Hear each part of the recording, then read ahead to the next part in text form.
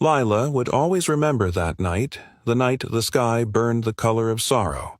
The fire roared like a living thing, swallowing everything her father had ever built. Inside the collapsing workshop, Jack Carver stumbled through the choking smoke, calling his daughter's name with a voice that scraped his lungs raw. "Lila, where are you?" The heat was unbearable. Sparks danced around him like furious stars. Metal groaned overhead, threatening to fall. Then through the noise he heard the faintest sound, a small cough, a frightened whimper. He followed it, heart-pounding. His boots stuck to the blistered floor, the air so thick with smoke he could barely breathe. When he reached the melted office door, he tore it open with his shoulder and found her curled in the corner, trembling, her tiny hands covering her face. He rushed forward, scooped her up. She clung to him with desperate strength. The faint scent of lavender in her hair cut through the smoke. It was her mother's shampoo, the only clean thing left in the fire's filthy breath. "Close your eyes, sweetheart," he whispered. "Hold on to me." He ran. Each step was agony. Every breath tore at his chest. The world screamed and cracked around them.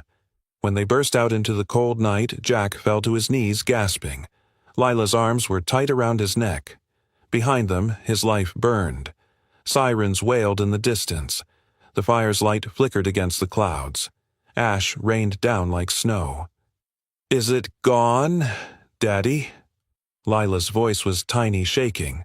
He looked at what was left of his workshop, the heart of his dreams, and for a long moment he couldn't speak. Then he whispered, "Yeah, baby. It's gone." He pulled her closer, feeling her heartbeat against his chest. It was the only rhythm left that made sense. Weeks later, the fire was out, but its shadow lingered. The smell clung to everything, the walls, the furniture, even his skin.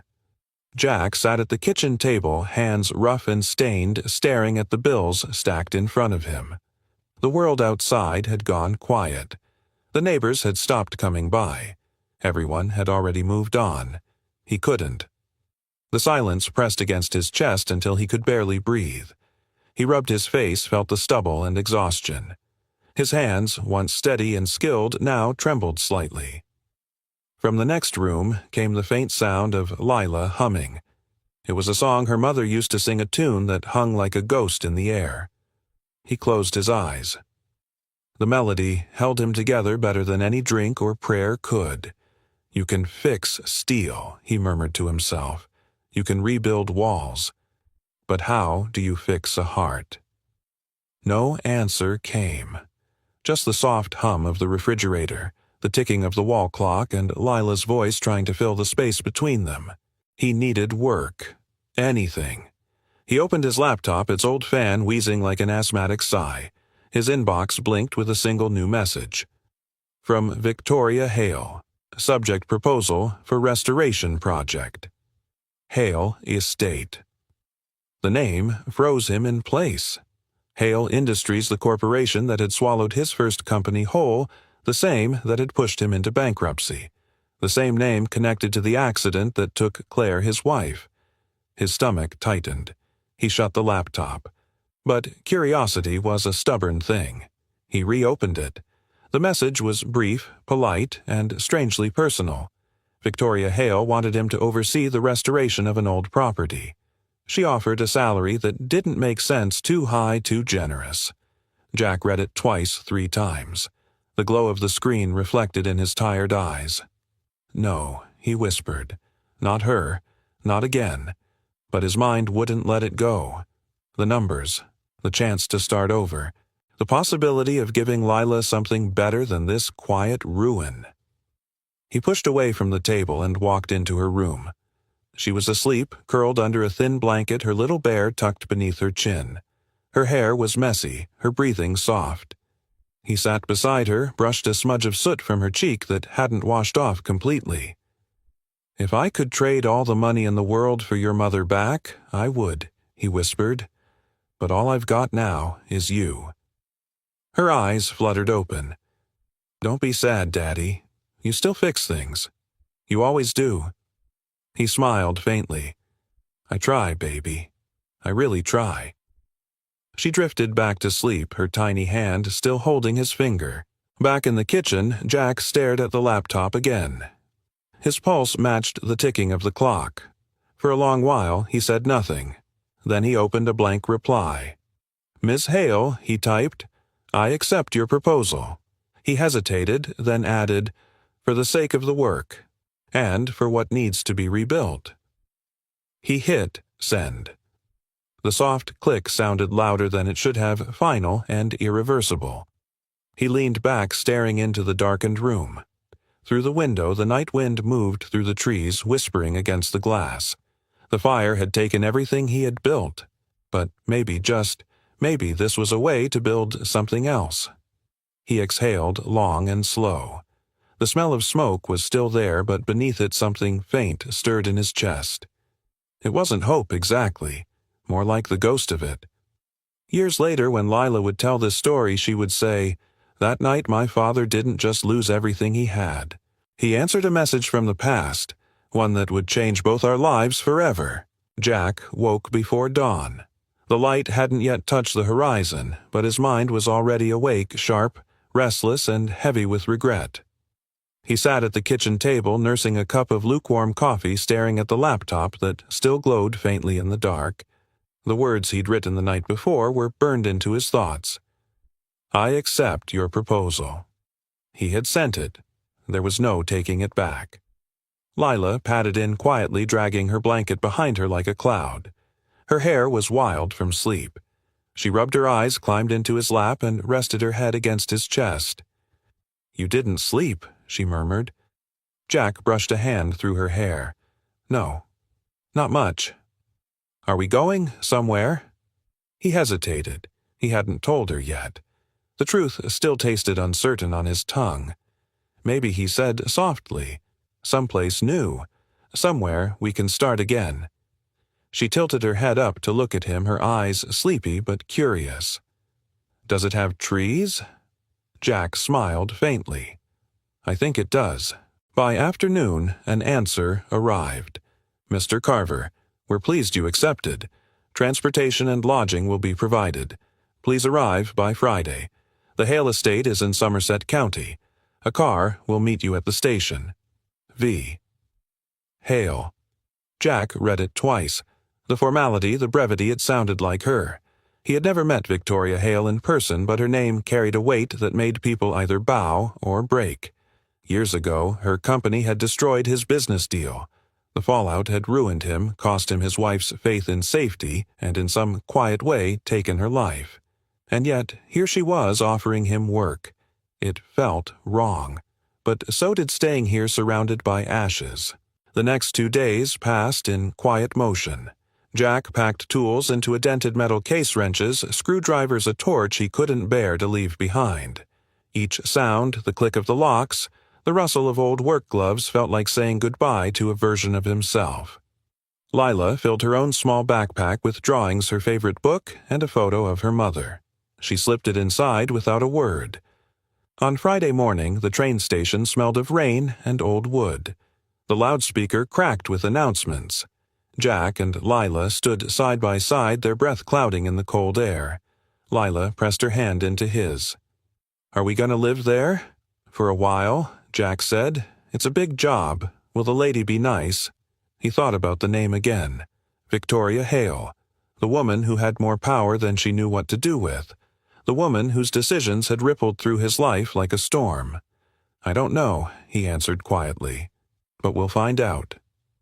The train arrived with a sigh of brakes. They climbed aboard. The seats were cracked but warm. Lila leaned her head against his shoulder, humming softly as the train began to move. Outside, the city disappeared, replaced by long stretches of fields and winding rivers. Jack watched them blur by. With each mile, the weight of the past shifted slightly, not gone, but lighter. Still, somewhere deep inside, a voice whispered, "What are you walking into?" He tried not to listen. Hours later, they reached Somerset County. The platform was nearly empty, the air smelling faintly of pine and distant rain. A man in a black coat stood by a car, sleek, polished, far too expensive for a mechanic like Jack. "Mr. Carver?" the man asked. Jack nodded. "Miss Hale asked me to bring you to the estate." The man opened the door. Lila climbed in first, wide-eyed. The leather seats squeaked under her weight. As the car rolled away from the station, the landscape changed. Townhouses gave way to rolling hills and then to dense forests. The sky grew darker clouds pressing low. Lila pressed her forehead to the window. "It's pretty," she whispered, "like a fairy tale." Jack managed to smile. "Let's hope it has a better ending." The road narrowed until it felt like a path through another world. Finally, they reached it, a pair of iron gates taller than any tree. The metal was aged, its surface engraved with vines and initials that time had nearly erased, H.E. The driver pressed a button, and the gates groaned open. The sound was slow, ancient, almost mournful. Beyond them stretched the Hale estate. Even from the car, Jack could see it, a mansion of stone, and silence, its walls dark with ivy, its windows reflecting nothing. He felt the weight of it settle in his chest. The place was grand, yes, but there was no warmth. It stood like a monument to something lost. As they approached the entrance, Lila whispered, "It's beautiful, but it feels sad." Jack turned toward her, surprised. "You feel that too?" She nodded, like it's waiting for someone to smile again. He didn't know what to say. The car stopped. The driver opened the door. Jack stepped out, first gravel crunching under his boots. The air smelled faintly of rain and stone. He turned toward Lila. "Stay close, okay?" A tall woman stood in the doorway, framed by the shadowed arch. She didn't move at first. Then she stepped forward, poised, calm, her voice level when she spoke. "Mr. Carver, you made good time." Jack's chest tightened. So this was her, Victoria Hale. Her tone carried authority, but something in it trembled so slightly he almost missed it. Her eyes studied him, assessing, unreadable. Then they flicked to Lila, whose gaze was open and fearless. "Is this your daughter?" Jack nodded. "Lila." Lila smiled brightly. "Hi, you have a big house." A pause, just long enough for tension to flicker.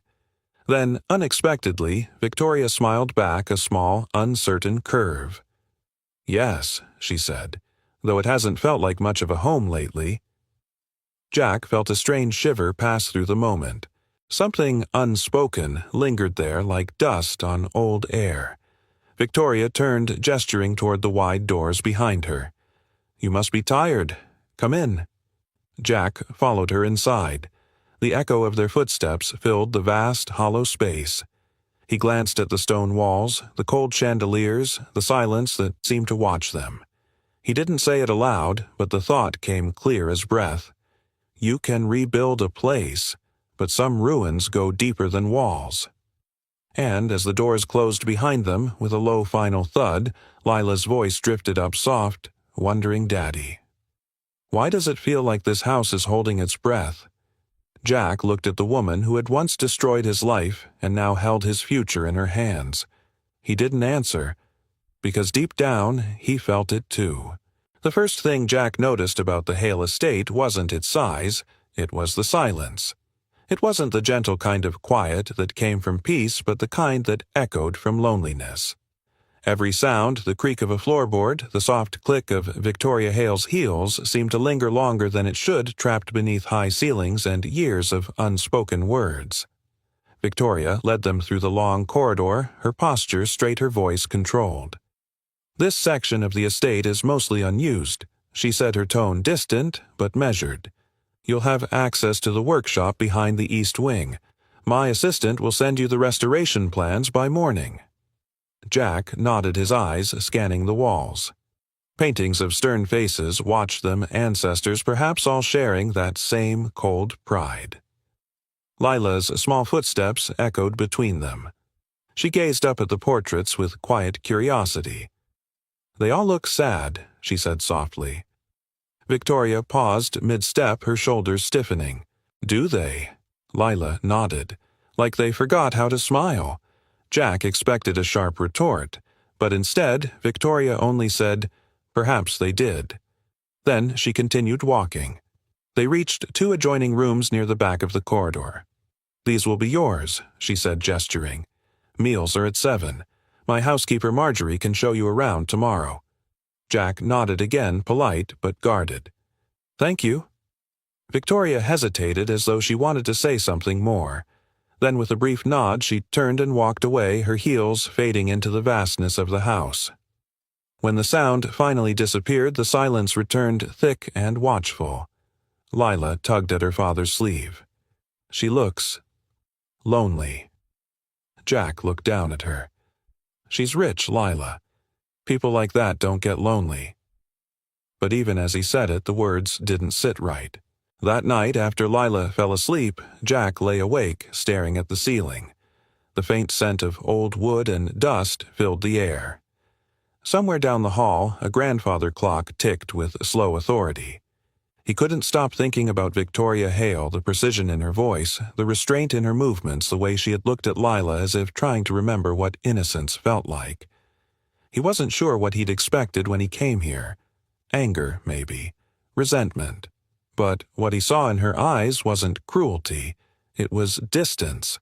The kind that didn't come from power, but from pain. He turned on his side, pulling the blanket over himself. "You're not here to understand her," he muttered. "You're here to work." Still, when he finally drifted into uneasy sleep, he dreamed of walls too high to climb and windows that looked out onto nothing but gray skies. Morning brought a fog that wrapped the estate in pale silence. Jack found the workshop easily. It was large, filled with rusted tools and forgotten machines. It smelled of oil dust and time. He got to work. The steady rhythm of his tools calmed him, the scrape of metal, the hum of his drill, the low whistle he always made when he focused. Around noon, he felt a presence behind him. He turned. Victoria stood there, her arms across her eyes, scanning his workbench. "You start early," she said. "It's what I do," Jack replied, not looking up from the broken hinge he was repairing. She walked closer, stopping just beside him. "You kept the old bolts." "They still work," he said. "Not everything old has to be replaced." There was a pause. Then she said quietly, "That's not a philosophy many people here share." Jack looked at her for the first time, really looked. Her features were sharp but tired, like a sculpture that had withstood too many storms. Her gaze, when it met his, wasn't cold, it was cautious. He gestured toward the walls. "This place, it feels heavy." Victoria exhaled a sound that was almost a sigh. "It should. Every stone here remembers something. Not all of it good." Before Jack could respond, a familiar voice cut through the tension. Daddy, Ms. Hale Lila, came running into the workshop holding something in her hands, a small flower, yellow and imperfect. "Look what I found by the garden wall." Victoria blinked, startled. "That garden's been dead for years." Lila smiled proudly. Then, maybe it didn't know. Jack chuckled, but Victoria didn't. She simply stared at the flower as if it were something foreign. "You may put it in water," she said finally, her voice softer than before. "I will," Lila chirped, running out again. For a moment, silence filled the room again, but it wasn't the same kind. It was lighter somehow, like air after rain. Jack turned back to his tools. She's got a way of finding life in things people give up on. Victoria's lips curved slightly, not quite a smile. Children often do, until they learn not to. Her words hung in the air long after she left. That evening, the estate's dining hall glowed with the faint shimmer of candlelight. Jack and Lila sat across from Victoria at the long table. The sound of cutlery echoed faintly. It was Lila who broke the silence.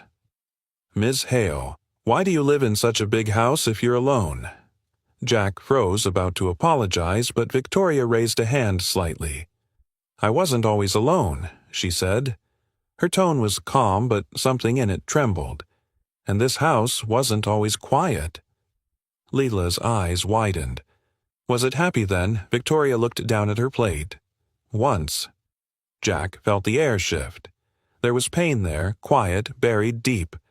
Lila, sensing it in her innocent way, nodded solemnly. It could be happy again. Maybe it just needs fixing like Daddy's workshop. Victoria looked at her, truly, looked as if the child had said something impossible, yet true, and for the briefest moment a flicker passed across her face, a smile fragile and unexpected. Jack saw it, and, for reasons he couldn't name it, felt like light breaking through dust. When dinner ended, Victoria excused herself, but before she left, she paused by the door. "Your daughter has a gift," she said softly. "She sees things people forget to look for." Jack nodded. "She's her mother's child." Victoria didn't answer, but her eyes lingered a moment longer than they should have before she turned away. As her footsteps faded into the long corridor, Lila yawned and leaned against Jack's arm. She smiled, Daddy. He brushed her hair back and smiled faintly. "Yeah, she did." Lila's voice was sleepy but sure. "I think she's going to smile more." Jack looked toward the hallway where Victoria had disappeared, her shadow swallowed by the dim light. He wasn't so sure, but something inside him hoped the child was right, because somehow in that quiet house filled with ghosts and regret, one small voice had found the first crack in its walls. The days began to settle into a rhythm, quiet, deliberate, and strangely comforting. Jack worked in the old workshop from morning until the last light of evening. The walls creaked with age, but his hands moved with the steadiness of someone who found peace in purpose. Metal against metal. The hiss of the torch, the rhythmic clang of his hammer, each sound was a kind of heartbeat in that sleeping house. Sometimes through the cracked workshop window he caught a glimpse of Victoria Hale standing on the balcony above, watching him.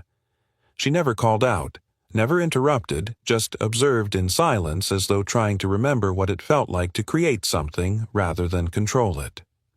Lila spent her afternoons exploring the gardens with a sketchbook she had found in one of the old rooms. She'd come back with dirt on her hands and wonder in her eyes, describing every broken statue, every hidden corner as if they were treasures. "Miss Hale doesn't go outside much," Lila said one evening while Jack cleaned his tools. "She just watches from the window. Do you think she's scared of the world?" Jack smiled faintly. "Maybe she's just forgotten what it sounds like." "What sounds like life," he said quietly. It was a Tuesday when the first storm rolled in. Dark clouds gathered above the estate wind, pressing against the windows with low moans. Jack stayed late in the workshop, finishing a repair on the generator. The smell of oil mixed with the coming rain. He heard footsteps behind him, soft but certain. "You shouldn't be out here in the storm," he said without turning. "I might say the same to you," came Victoria's voice. He looked up. She stood by the doorway, dressed in a dark coat, her hair tied back. She looked less like the untouchable woman from the magazines and more like someone who'd forgotten how to rest. "I wanted to see your progress," she said. "The estate hasn't sounded this alive in years." Jack wiped his hands with a rag. Machines don't mind being ignored. People do. Her expression flickered. "Is that what you think I am, someone who ignores?" Jack shrugged. "I think you've built too many walls around yourself. Hard to hear anything through them." Her gaze held his sharp but wounded. "Walls keep people safe." "Or trapped," he said quietly. For a long moment, neither spoke. Only the sound of thunder filled the space between them. Then Victoria stepped closer, looking around the workshop, the shelves of tools, the organized chaos, the faint warmth in the air. "This was your life, wasn't it?" she asked softly. "It still is," Jack said. She nodded slowly. "Once I had something like that, before everything turned cold." He studied her face. "Before what?" But she didn't answer. She just turned toward the rain outside. "Good night, Mr. Carver." When she was gone, Jack stood there a long while listening to the echo of her heels fading into the hall. Later that night, the storm grew stronger. The thunder rolled endlessly and rain lashed against the windows like a relentless tide. Lila couldn't sleep. She crept into Jack's room, clutching her bear. "Daddy, can I stay here?" He lifted the blanket without a word. She curled against him, her small body trembling with every crack of thunder. From down the hall came a sound, not the storm, but something else. Soft notes, faint but steady. A piano. Jack frowned. He hadn't heard music in that house since they'd arrived. He glanced at Lila, but her eyes were wide and curious. "Someone's playing," she whispered. He sat up.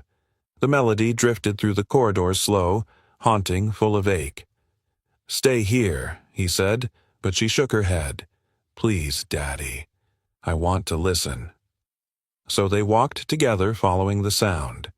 It led them to a dim room at the far end of the hall, a grand parlor where dust covered the furniture and time hung heavy in the air. In the center stood an old piano, and at it Victoria Hale. Her back was to them, her fingers moving over the keys with deliberate grace. The melody filled the space, wrapping around them like a memory too fragile to touch. Jack stood silently watching. The storm outside flashed against the windows, lighting her face in brief, aching glimpses. She didn't notice them. Leela whispered, "She's sad." Victoria's hands hesitated for a fraction of a second at the sound of the child's voice. Then she stopped playing. The silence that followed was almost louder than the music. Jack cleared his throat. Didn't mean to interrupt. Victoria turned slowly. Her expression was unreadable. "It's all right. The house used to sound like this every night. My husband wrote that piece." Her gaze fell to the piano keys. He said it reminded him of forgiveness. Lila tilted her head. "It's beautiful, but it sounds like someone crying." Something flickered in Victoria's eyes, a shimmer of pain or perhaps memory. Maybe that's what it really is.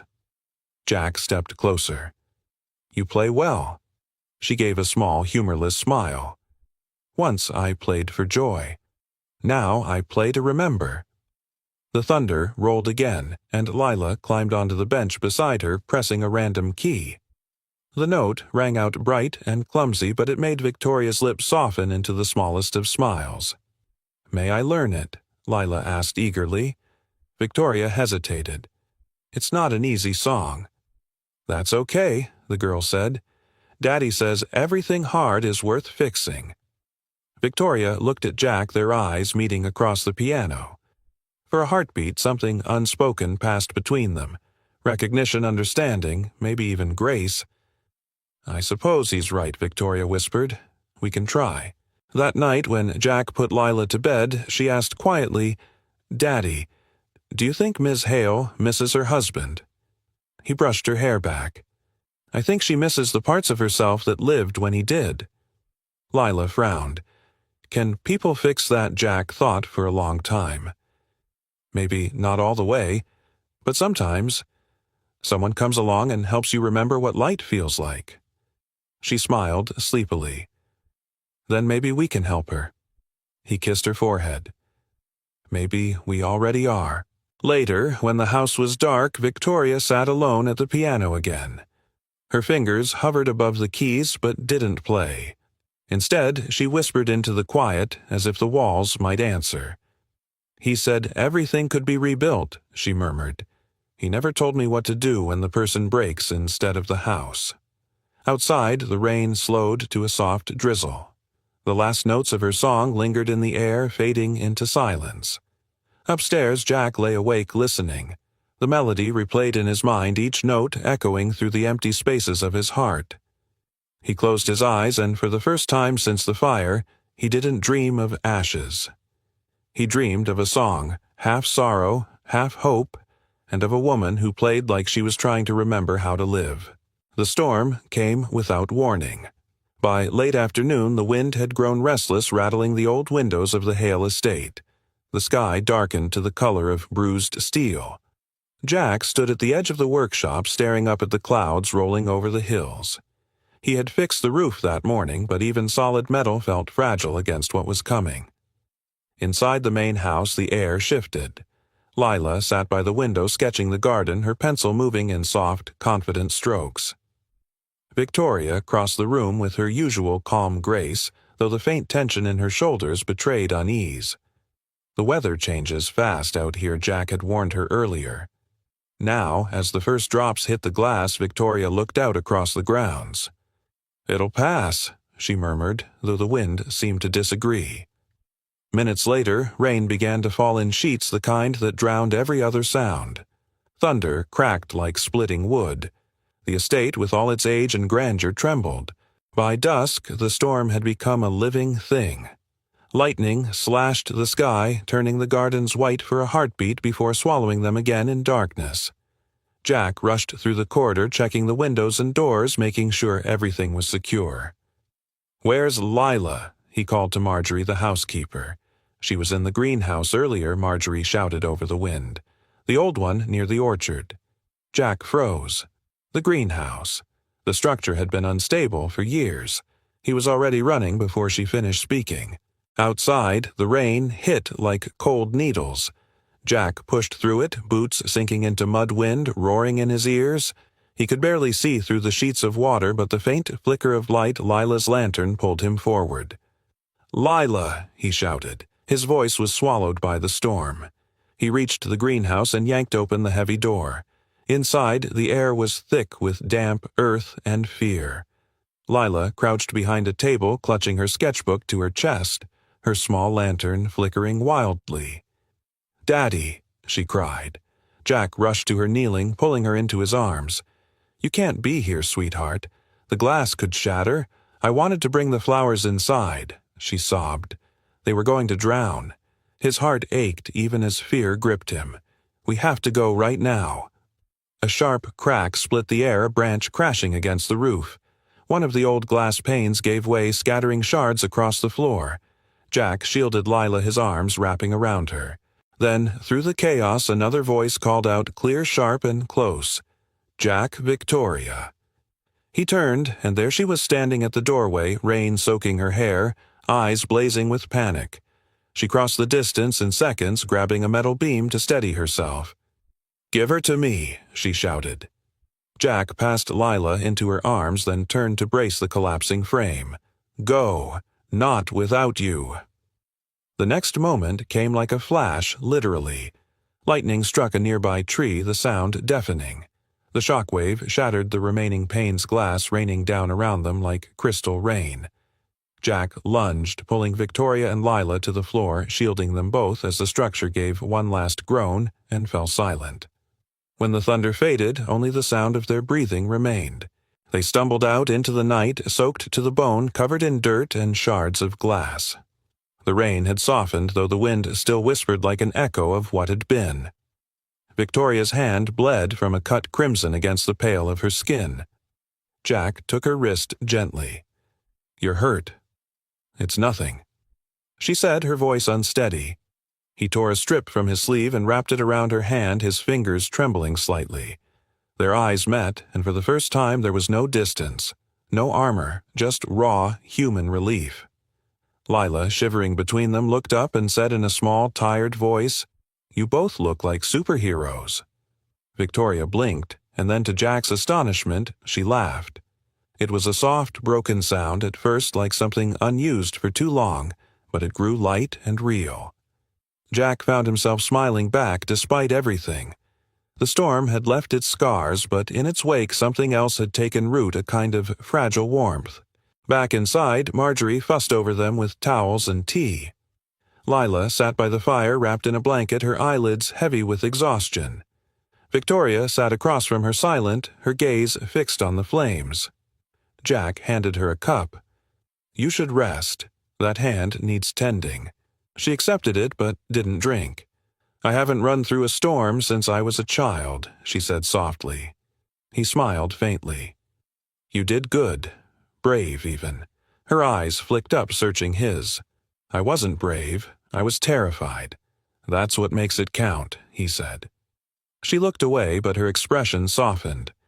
"You risked your life for her." He shook his head. "She's all I have. There's no risk too great for that." Victoria nodded slowly, her fingers tracing the edge of the teacup. "I remember feeling that way once." Jack hesitated. "About your husband." A shadow crossed her face. "Yes, about him, and the child we lost." The words hung in the air, fragile and devastating. Jack's breath caught, but he said nothing. The fire crackled softly between them, filling the silence with its slow, steady rhythm. Victoria looked down at her bandaged hand. "I built these walls to keep out the pain." But tonight, she exhaled her voice barely above a whisper. Tonight, it felt good to care again. Jack's throat tightened. Then, maybe the storm did what it was meant to. She met his gaze, and in that quiet moment, something passed between them, an unspoken understanding that neither could quite name.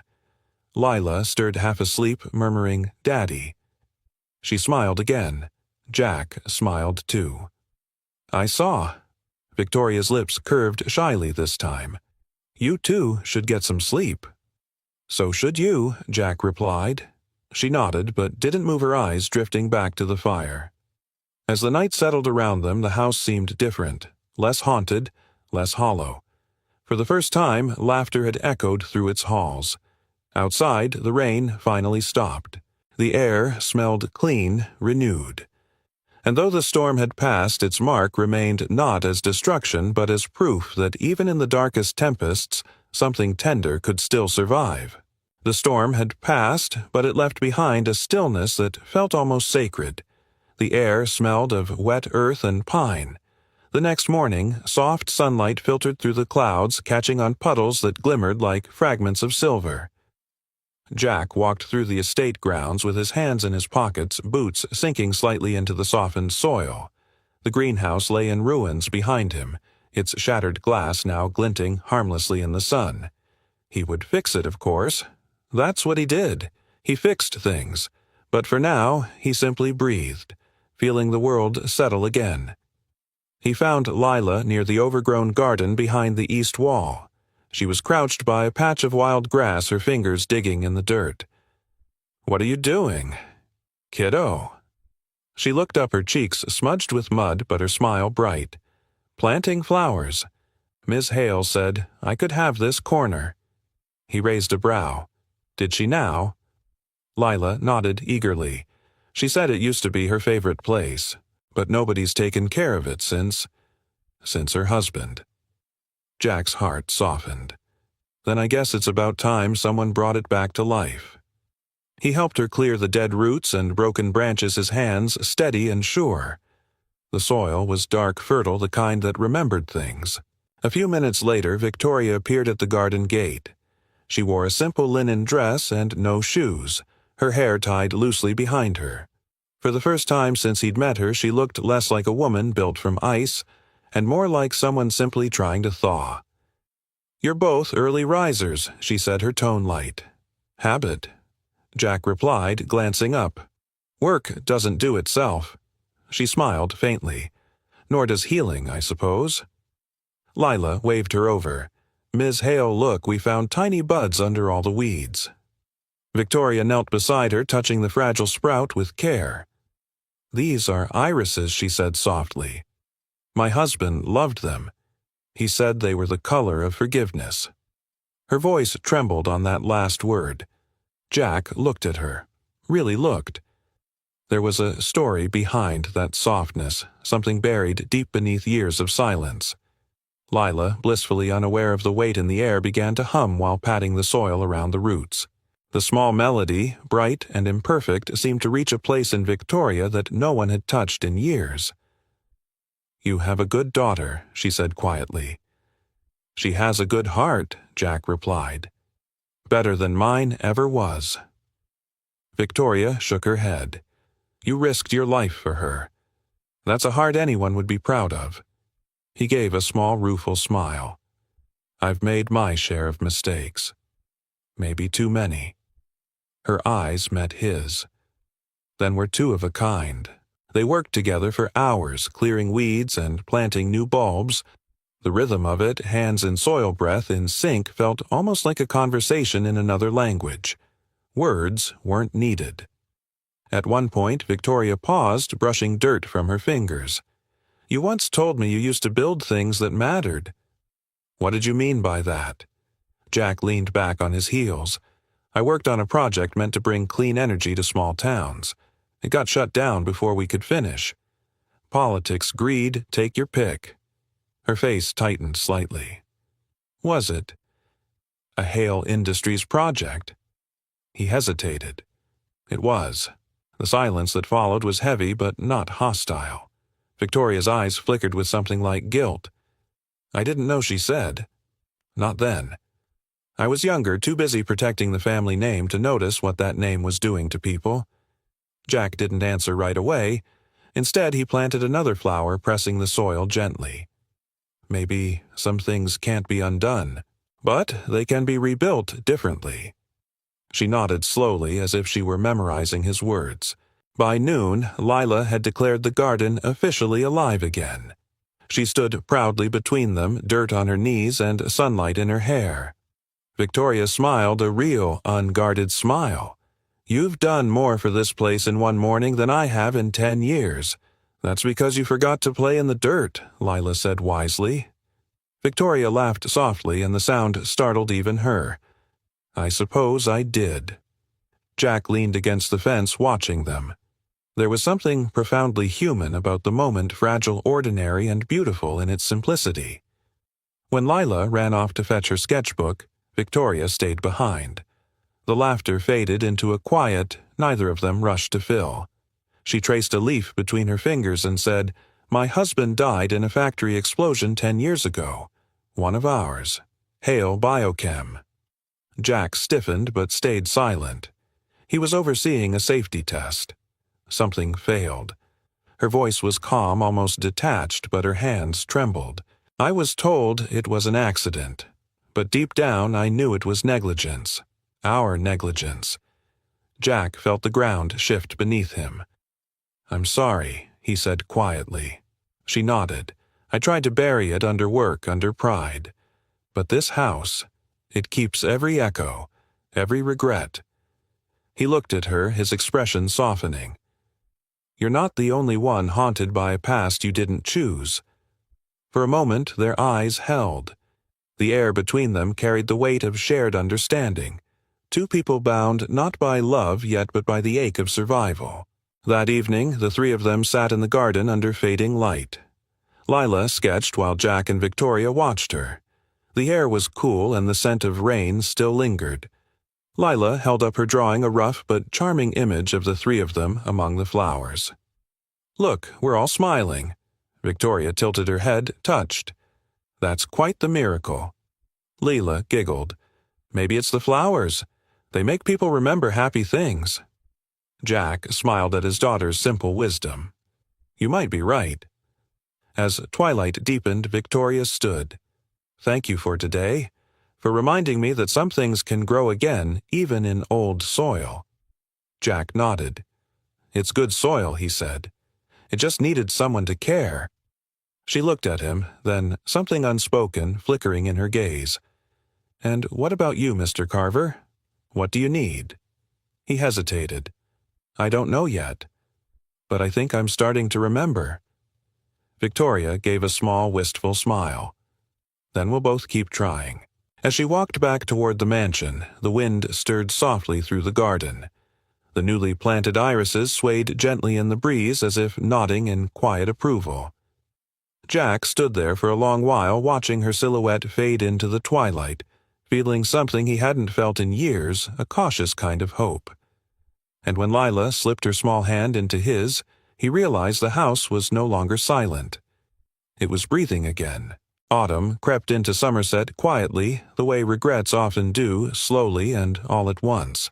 The leaves around the Hale estate turned to copper and gold, whispering against the wind. The air had changed. It smelled of wood smoke, old books, and something Jack couldn't quite name. Weeks had passed since the garden had come alive again. The irises bloomed pale purple and stubborn, just like the people who had planted them. Lila spent her days sketching them while Jack repaired the west wing and Victoria. She seemed different now, softer, though she didn't know how to show it yet.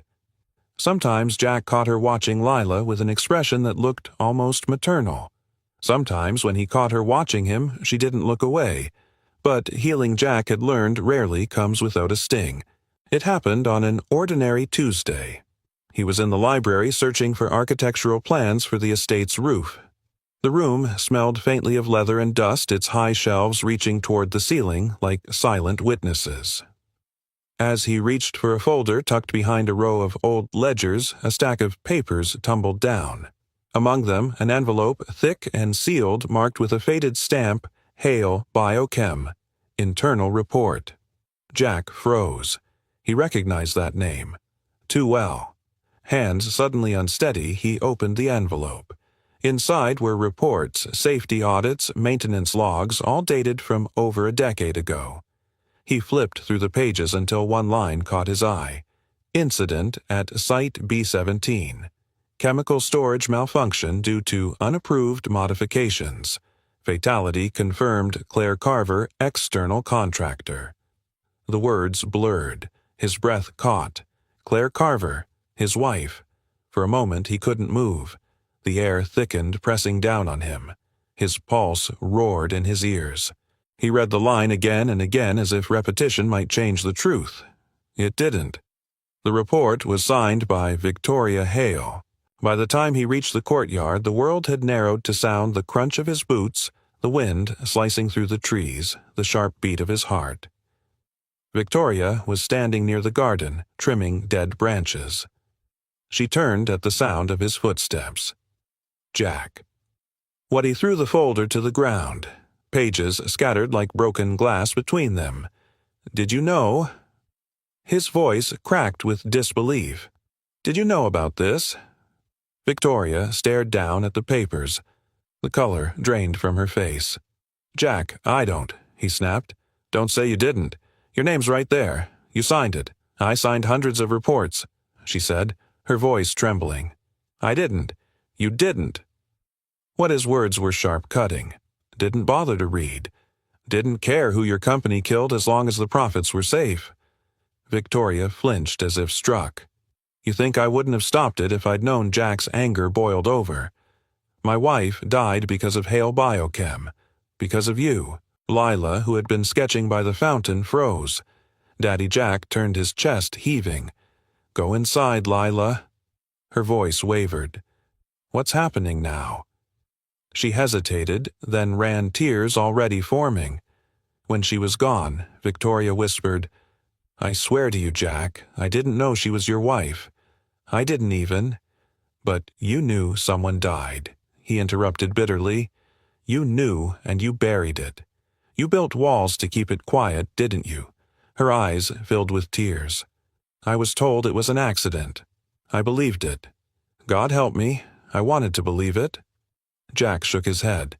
Belief doesn't erase blood. He turned away, but she stepped forward, desperate. Jack, please, let me explain. There's nothing left to explain.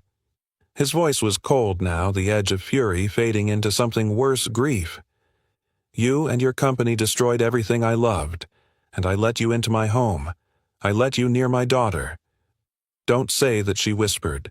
Don't take her away from me. He stared at her. She was never yours to lose.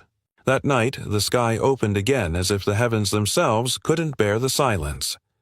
Rain poured hard against the windows. Jack packed what little they had.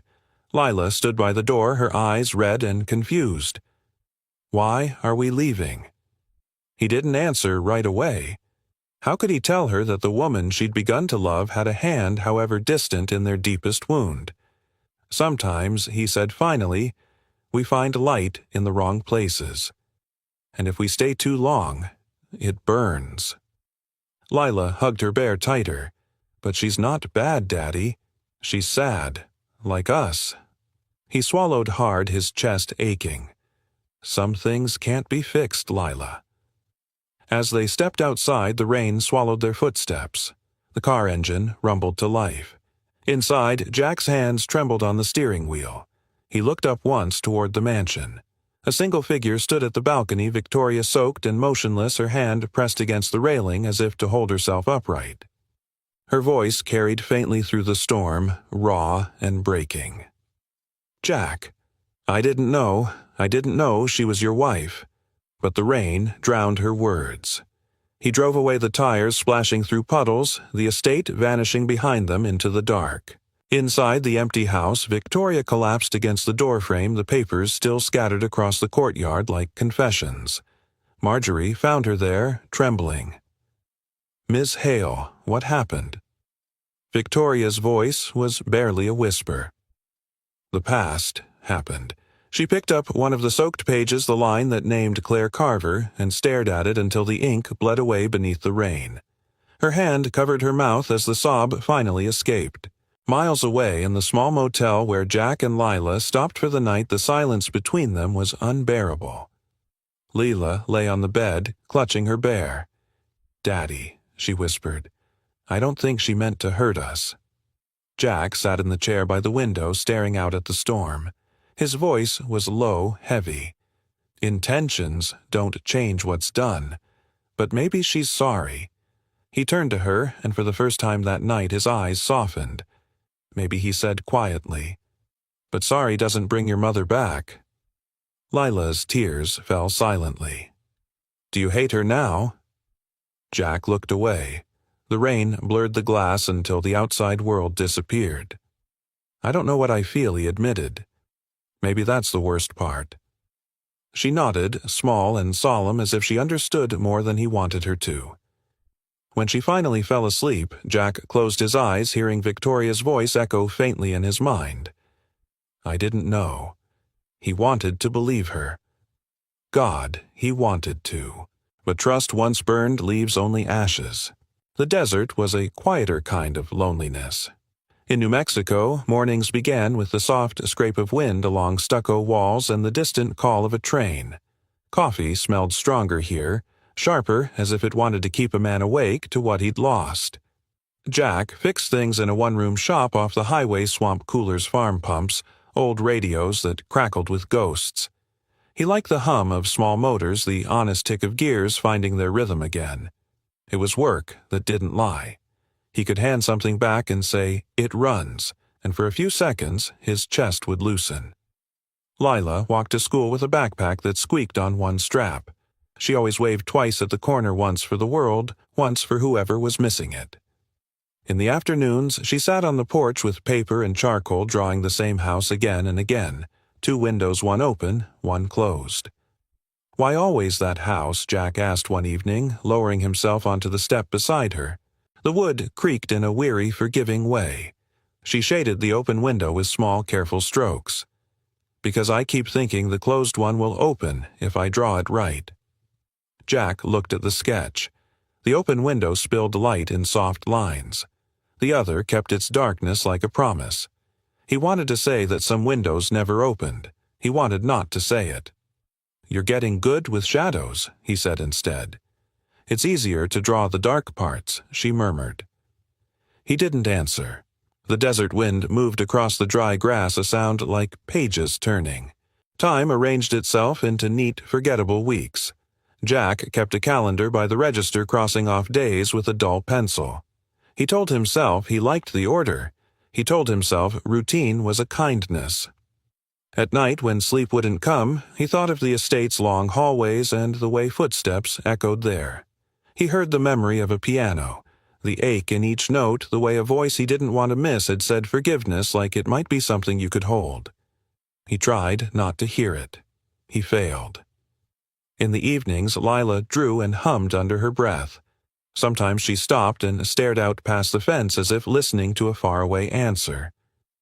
"Do you think she's okay?" she asked once, not looking at him. Jack knew who she meant. He opened his mouth, closed it again. "I don't know." "I think about her voice," Lila said. It sounded tired, like the kind of tired that doesn't sleep. He rubbed his thumb against a callus in his palm. People can carry tired a long time. Should they? He didn't have a good answer for that either. Autumn came hard to the desert, not with color but with a cleaner edge to the air.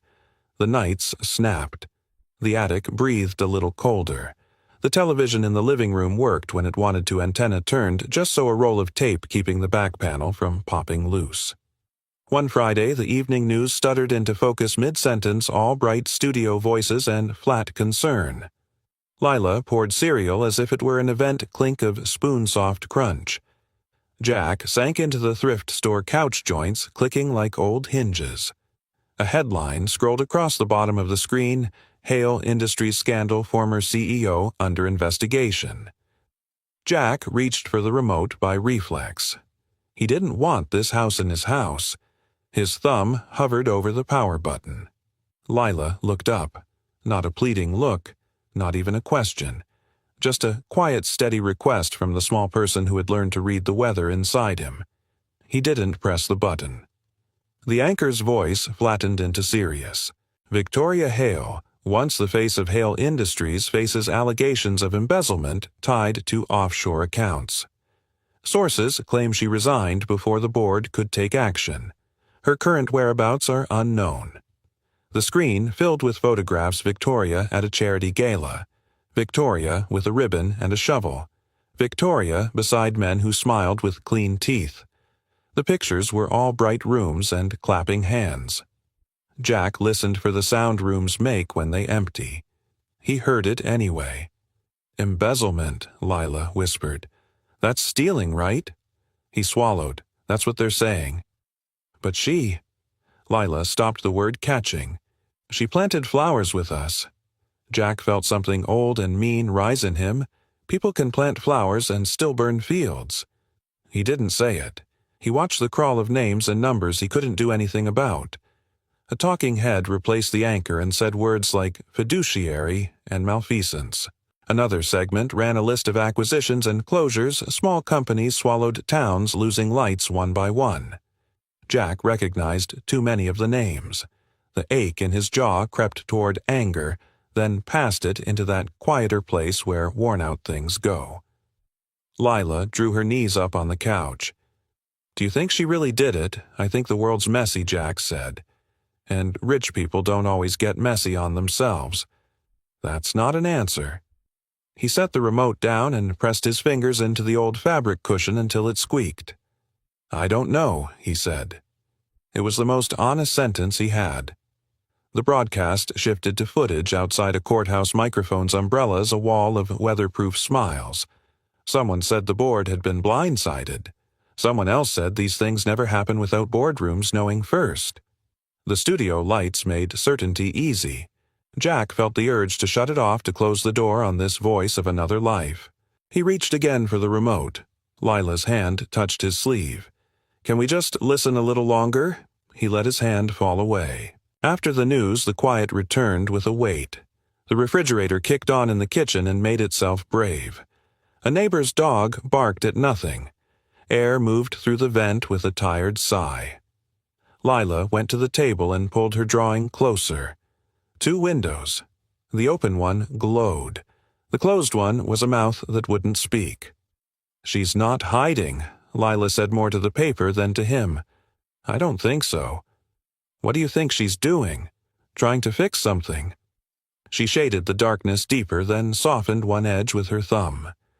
"When you try to fix something big, people who don't want it fixed get loud." Jack looked at his daughter, those steady eyes, that stubborn mercy.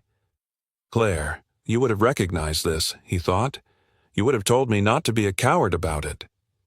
He stood and wandered to the window. The desert evening was a low hush, tires on the highway, a far radio, the dry churr of something small and alive. He put his palm against the glass. It was cool. He remembered another pane of glass rain streaking at a woman at a piano, a note that didn't resolve. Behind him, paper rasped as Lila signed her name in the corner of the drawing. She held it up for him to see. The light from the lamp made the open window seem to breathe. A small figure stood inside it, just a hint of a woman, only lines, but he knew her anyway. The closed window sat beside it like a kept secret. He felt the faintest movement in his chest, as if a screw he'd turned too tight had given the smallest mercy. "You think the dark one will open?" he asked. "I think it's waiting," Lila said. "Sometimes windows want to be asked." Jack looked at the drawing a long time. "Maybe you should put it on the wall." She smiled, like that was the right answer. She taped it gently above the TV, 2 pieces of yellowing tape at the corners, careful not to wrinkle the paper. The set reflected the image back at them where the screen had gone black, 2 windows side by side. One with light, one without. Jack stood there and let silence be a kind of prayer. He almost reached for the remote again, almost gave himself the relief of not knowing. He didn't. He sat down, eyes on the drawing, and thought of a gate he had once walked through and a door he had once closed. He thought of a woman with a bandaged hand who had laughed like remembering how. In the picture on the wall, the bright window waited. In the dark one, something changed. Maybe just his eyes, maybe more. Jack exhaled and felt the smallest hinge move. He didn't turn on the TV. He looked at the 2 windows, and in the open one the light held. The desert morning began like any other quiet gold and empty. But for Jack, Carver, something had shifted. He couldn't explain it. Maybe it was the way Lila's drawing looked in the pale sunlight, the open window glowing faintly as if it carried its own pulse. Maybe it was the silence that followed the news, a silence that didn't feel like peace, but like a door waiting to be opened. Whatever it was, he woke with a restlessness he couldn't shake. By noon, he'd fixed 2 air conditioners and a broken toaster. But his thoughts kept wandering, circling the same question he'd been avoiding. What if Lila was right? What if Victoria wasn't hiding? What if she was fighting? He closed the shop early. The bell above the door jingled its lonely note as he locked up. That evening after dinner he sat at the small kitchen table while Lila drew quietly beside him. The radio hummed low in the background, its voice brittle and distant. Then a news update cut in short, factual, the kind of tone meant for people who didn't know they were about to care. In a surprising development, sources confirmed that Victoria Hale, former CEO of Hale Industries, has liquidated all personal assets. Documents show the funds were redirected to the Hale Relief Trust, a foundation providing restitution for victims of the biochem accident. Jack froze. Lila stopped drawing. "Daddy, did they just say?" He nodded, slowly, unable to speak. The announcer continued. Authorities investigating the embezzlement charges now suspect internal fraud by Hale's board of directors. Ms. Hale herself remains missing, though new information suggests she left voluntarily, possibly to avoid further harm to those involved in her company's downfall. The radio clicked off. Jack hadn't touched it. He'd simply pulled the plug from the wall. He sat there staring at the empty socket. His hands were shaking. Victoria Hale selling everything she had, to help the families her company had hurt, to help people like him. For the first time in years, he opened his laptop again. The screen took its time, waking up humming with static and old dust. His inbox was a graveyard of unread messages, old invoices, things that no longer mattered. But when he typed her name into the search bar, 100 results appeared: articles, interviews, corporate statements. He scrolled through them, eyes scanning headlines. Most painted her as a villain, others as a fallen queen. None seemed to understand her. Then one article caught his eye. Hale Industries whistleblower claims CEO was targeted by board. He clicked it. The piece was brief: anonymous sources, legal language, all half-truths. But one line made his pulse quicken. The CEO's internal documents revealed her intent to dismantle the biochem division after the explosion, an action halted by the board before her resignation. Jack leaned back, breath caught somewhere between disbelief and guilt. She had tried to fix it, to end it. He thought of her standing in the rain, shouting through the storm. "I didn't know." He thought of her hands in the soil beside Lila, of the way her voice had softened when she said forgiveness. The walls of his chest tightened. For the first time he saw her not as the architect of his loss, but as another soul trapped beneath the same wreckage. Lila's voice broke through his thoughts. So, she was helping them, the people who got hurt. Jack nodded slowly. Looks like she was trying to. Then why is she gone? He exhaled. Because sometimes the truth costs too much to live with. Lila tilted her head. Then maybe someone needs to help her carry it. He looked at his daughter, her eyes clear and unafraid. and he knew he couldn't stay here anymore. The next morning, Jack woke before sunrise. He made coffee, packed a small bag, and left a note on the kitchen counter for the neighbor to check on the shop. Lila sat at the table, her backpack ready, swinging her legs. "Where are we going?" she asked, though. Her smile said she already knew. "East," Jack said. "We'll start there." Back to her. He hesitated, to find out if there's anything left to save. They drove for hours, the road stretching endlessly before them. The desert faded into forest, the forest into coast. Each mile peeled away something heavy from Jack's chest, though it hurt to let it go. At a rest stop, he checked the laptop again. No new updates, just the same recycled headlines. Then, buried in a forum thread, he found a comment unsigned, easily missed Victoria Hale, cited teaching at a small orphanage near the coast. No security, no staff, just her and the kids. She calls it Light Roots. He stared at the words, the name, pulling at something deep inside him. Light Roots. Lila leaned over his shoulder. "That sounds like her," she said softly. "Roots and light. She likes both." Jack smiled faintly. "Yeah, she does." He closed the laptop and started the engine again. Hours later, as night approached, they reached the edge of the coast. Waves crashed faintly in the distance, a rhythm older than their pain. The air smelled of salt and pine. Lila fell asleep in the passenger seat, her head resting against the window. Jack glanced at her and whispered, "We're almost there." The road narrowed into a dirt path lined with wildflowers and the remnants of an old fence. Ahead, a small building stood against the horizon, a simple structure with hand-painted signs and laughter drifting faintly from within. Children's laughter. He parked the truck and sat there staring. For the first time in years, his hands didn't shake. He could see her through the open doorway, Victoria Hale hair tied back, kneeling beside a group of children as they fixed a broken wind-up toy. Her voice was calm, her smile small but real. Jack felt something in his chest crack, not from pain this time, but from release. Lila stirred beside him, blinking awake. "Is that her?" "Yeah," Jack whispered. "That's her." She watched for a moment, then said softly, "She looks happy." Jack nodded. She earned it. He turned off the engine. The silence that followed was the kind that holds peace instead of loss. Then without another word he opened the door. The sound of his boots on gravel felt like a heartbeat finding its rhythm again. He took a deep breath, the wind brushing his face carrying the faint scent of the ocean and something sweeter hope. Behind him, Lila smiled, clutching her drawing of the two windows close to her chest. The closed one she knew was about to open. The sea was the first sound Jack heard when he stepped out of the truck, soft, endless, and patient. It was a sound that didn't demand to be heard. It simply existed like forgiveness waiting for someone to notice it. He stood still for a long moment, taking it in the salt in the air, the call of distant gulls, the laughter of children carried faintly by the wind.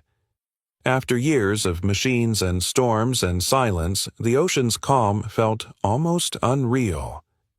Lila tugged at his sleeve. "Is it really her daddy?" He followed her gaze toward the small building at the edge of the cliffs. Faded paint, handmade wind chimes, a garden where flowers grew wild but free. And there she was, Victoria Hale, kneeling beside a broken bicycle showing a little boy how to fix its chain.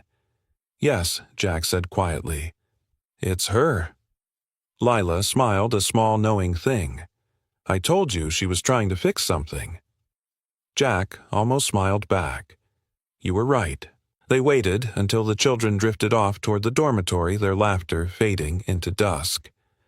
Victoria stood alone in the yard, brushing dust from her hands, the ocean light turning her hair silver. Jack walked toward her. Gravel crunched under his boots, steady, deliberate. She didn't notice him at first, not until he was close enough for the wind to carry his voice. "Looks like you're still fixing things," he said. She turned. The shock on her face froze her in place. "Jack." Her voice trembled on his name as if saying it might undo her. "How did you find you?" He nodded toward the sign painted above the doorway, Lightroot's Foundation. You left a trail. And a name. Victoria lowered her eyes, a sad smile forming. I didn't think anyone would follow it. I almost didn't. For a long moment they just stood there, two people shaped by the same fire, separated by choices that had burned them both. Finally, she spoke.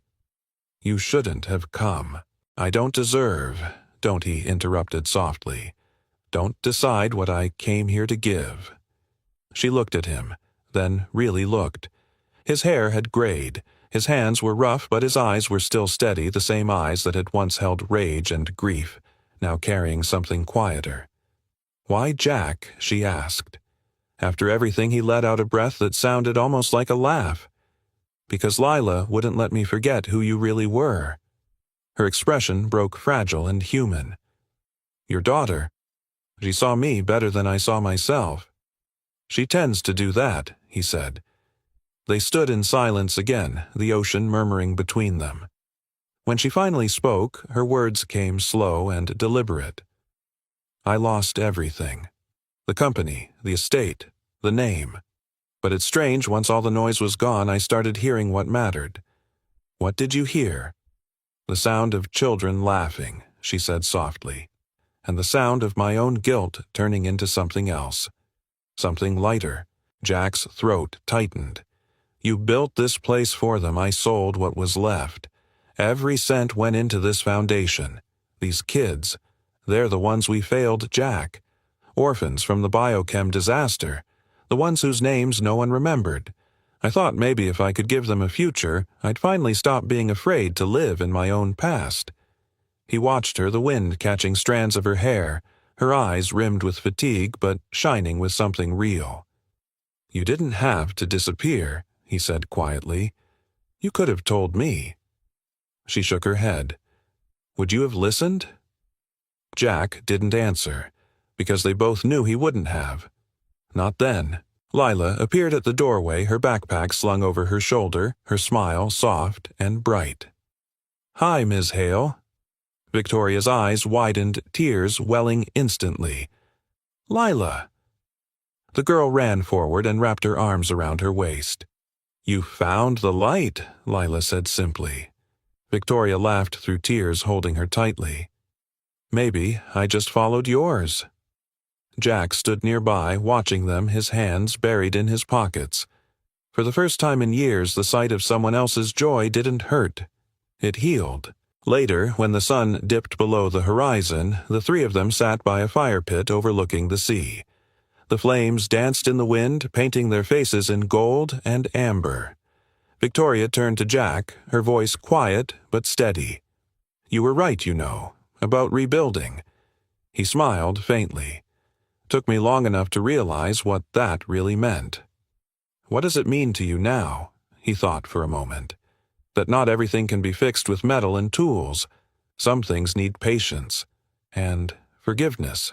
She nodded, eyes glistening. Forgiveness, she repeated. It's the hardest kind of repair. He reached into his jacket pocket, pulling out something small, a rusted wrench worn and dented from years of use. This was from the workshop, he said. The one that burned down. She looked at it, puzzled. Why bring it here? He turned the wrench over in his hands, the fire reflecting off the metal. Because it's the only thing I had left that reminds me of both the fire that destroyed me and the work that saved me. He held it out to her. And because I want it to mean something else now. Her breath caught. Jack. He smiled gently. I'm not good with words, but I figured this was the closest thing I had to a promise. A promise. He nodded. That we don't have to carry the past alone anymore. Tears slipped down her cheeks. She reached for the wrench, her fingers brushing his. You have no idea what this means to me. Maybe I do, he said softly. They sat there quiet, watching the waves roll in, each one breaking, then beginning again. After a long silence, she whispered, You know, I thought redemption was about making things right, but maybe it's about letting someone stay when they have every reason to walk away. He looked at her eyes reflecting the firelight. "I didn't come here for redemption," he said. "I came because my daughter still believed in something I'd forgotten." "What's that?" He smiled. "That broken things can still shine." Victoria's hand tightened around the wrench. Her voice trembled. "Then let me try again.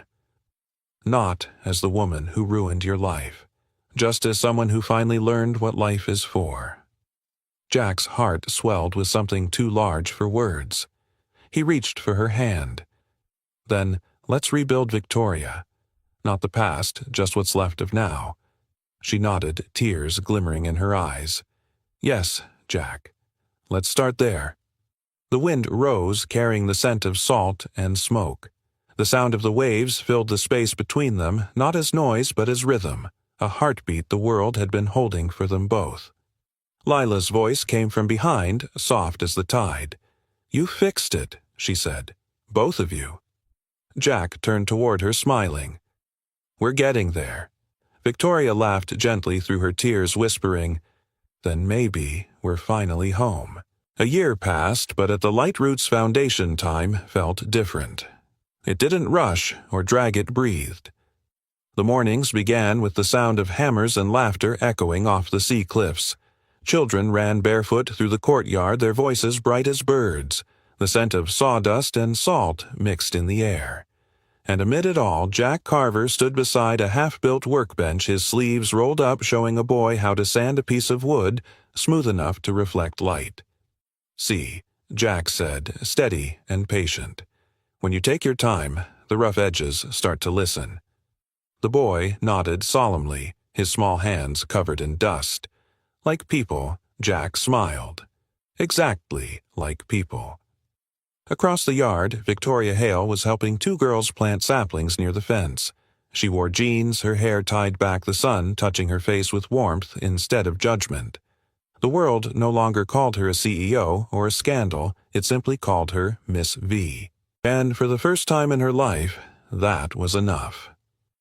Layla sat nearby with her sketchbook, drawing the scene with her usual quiet focus. Her hair fluttered in the sea breeze, her pencil moving in gentle, confident lines. When she was done, she held it up. "It's us," she said proudly. "All of us." Jack glanced at the page. The picture showed the three of them standing beneath a wide oak tree, roots stretching deep into the earth, sunlight spilling through its leaves. At the bottom, in her neat handwriting, she'd written one word: Light Roots. Victoria looked at the drawing for a long time, her voice soft. "You know, that's exactly what I wanted this place to be." Layla grinned. Then it worked. That afternoon, the Foundation's first open workshop began. People from nearby towns gathered to watch. The sound of tools filled the air, metal tapping saws humming, children giggling as they learned how to build birdhouses and repair old bicycles.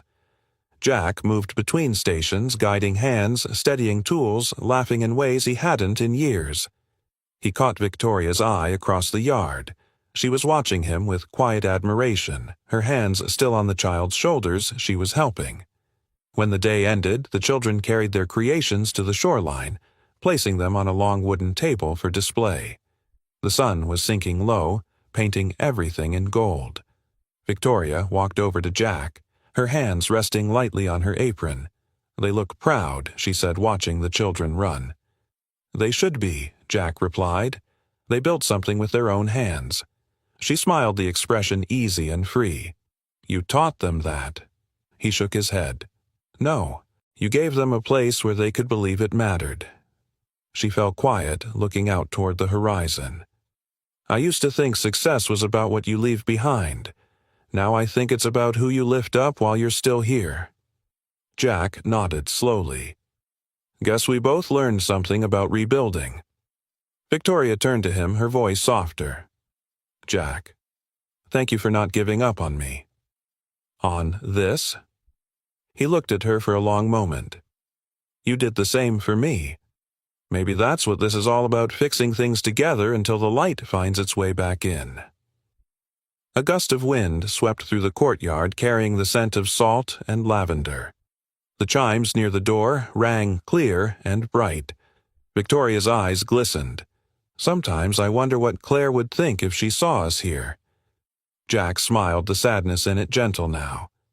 "I think she'd say thank you for giving her daughter a world that feels safe again." Victoria reached out, touching his hand. "You gave me that, too." He didn't pull away. The moment stretched between them easy and certain like the tide returning home. Later that evening, as twilight deepened, the foundation glowed with lanterns and laughter. The children danced barefoot on the sand. Someone strummed a guitar. Lila sat near the fire, sketching by its light. Victoria and Jack stood by the edge of the shore, the waves kissing their boots. The ocean whispered softly, pulling at their reflections. "She's grown," Victoria said quietly. Jack followed her gaze toward Lila. "Yeah, and she's strong. Stronger than either of us ever were at her age. She has both your light and her mother's grace." He chuckled softly. "And your stubbornness." Victoria laughed, a sound so warm it melted into the night. Then she grew thoughtful. "You know, when I lost everything, I thought I'd never belong anywhere again. But standing here, hearing them laugh, I finally feel like I'm home." Jack looked at her. "Home isn't a place, Victoria. It's people. It's what we build when we stop running from what broke us." She turned to him, eyes glistening in the firelight. "And if I told you I don't want to run anymore?" He smiled. "Then I'd say you finally learned how to stay." She leaned closer, resting her head lightly against his shoulder. The sound of the ocean filled the silence between them. Neither spoke. They didn't need to. When the stars came out, Lila joined them, holding a small wooden box she'd built herself. Inside lay the old rusted wrench, the one Jack had once offered Victoria as a promise. "I thought this belonged here," Lila said, handing it to her father. "Every tool that built this place should stay in it." Jack opened the box, looking down at the wrench. It was no longer just a piece of metal. It was a story, a scar, and a symbol of everything they'd survived. He closed the lid gently and smiled. "Then it stays." Victoria brushed a tear from her cheek. "It's funny," she said. "All the things we thought were broken, they just needed roots." Lila looked between them, her voice clear and steady. "And light." Jack put an arm around her shoulders. "Exactly." The three of them stood there as the waves shimmered under the moonlight, the foundation glowing softly behind them like a lighthouse built from second chances. And when the night grew quiet, Lila spoke again, her voice older, somehow filled with knowing. "I used to think light came from the sky," she said. "But now I know it comes from people who forgive, who start again, who believe that even rust can shine if you let it." Jack and Victoria exchanged a look that said everything words never could. Behind them, the laughter of children mingled with the wind echoing across the cliffs. The world didn't feel broken anymore. It felt rebuilt, stronger, softer, alive. Jack exhaled the sound like a prayer. "We did it, Claire," he whispered to the sea. "We found the light again." Victoria squeezed his hand. Lila rested her head on his arm, and together under the endless stars and the promise of new beginnings they stood at the edge of the ocean where the roots of light ran deep and love at last had found its home. Sometimes the things we lose are only waiting to return in another form, softer, wiser, and full of light. Jack, Victoria, and little Lila taught us that forgiveness isn't about erasing the past. It's about rebuilding from it, because even when everything seems broken, there's always something left that can still shine: kindness, courage, love. If this story touched your heart, I'd love to hear from you. Have you ever witnessed or lived a moment of second chances? A time when light returned to your life after the storm? Share your story in the comments. Tell us where you're watching from. Every story, every place, every voice adds another root to this growing tree of hope. And if you believe in stories that heal, inspire, and remind us of the good still left in the world, make sure to subscribe to this channel. Your support helps these stories reach more hearts, one listener at a time. Thank you for being here, for feeling, for remembering that we are all connected by the light we give. Until next time, keep your heart open, your hands kind, and your roots strong. This is the Roots of Light. Thank you for watching, and thank you for listening.